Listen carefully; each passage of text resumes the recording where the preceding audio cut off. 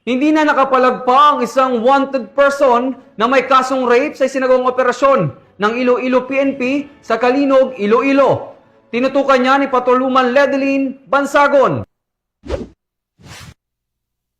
Sa patuloy na kampanya ng kapulisan laban sa most wanted persons at sa layunin may patupad ang hustisya para sa mga biktima ng karahasan, matagumpay na naaresto ng pinagsanib na pwersa ng mga kapulisan ng Iloilo ang isang top 3 provincial most wanted person sa Barangay Poblasyon Ilaya, Kalinog, Iloilo. Dakong 1:50 ng hapon, ito lamang ika-1 ng Oktubre taong kasalukuyan. Ang operasyon ay pinamumunuan ng Intel Operatives ng 602nd Company, RMFB 6 sa pamumuno ni Police Captain Roy C. Compe, Officer in Charge, katuwang ang mga tauhan mula sa Kalinog Municipal Police Station, 2nd Company Provincial Mobile Force Company, PNP Anti-Kidnapping Group, at Regional Intelligence Unit 6. Kinilala ni Police Captain Compeng na aresto na si alias John, 20 taong gulang, binata at residente ng Barangay Ulayan, Kalinog, Iloilo.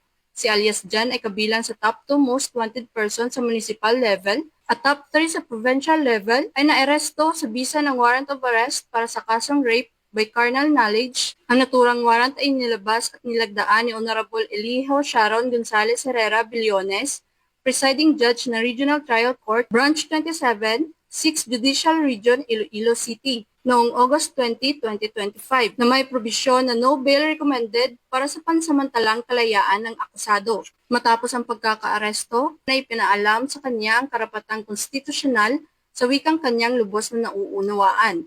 Siya ay kasalukuyang nasa kustudiya ng Kalinog MPS para sa kaukulang dokumentasyon at formal na disposisyon ng kaso. Ipinapakita nito ang dedikasyon at malasakit ng kapulisan sa pagpapanatili ng kapayapaan at kaayusan sa komunidad. Patunay din ito ng matatag na ugnayan at koordinasyon ng iba't ibang law enforcement agencies sa rehiyon upang masiguro ang pagbibigay ng hustisya para sa mga biktima ng krimen. Ang ganitong mga tagumpay ay nagpapatibay ng tiwala ng mamamayan sa PNP at nagsisilbing paalala na walang makakatakas sa mahigpit na pagpapatupad ng batas. Mula dito sa Police Regional Office 6, ako ang inyong Police News Network Correspondent, Patroluman Ledeline Bansagon, alagad ng batas, tagataguyod ng Balitang Pulis.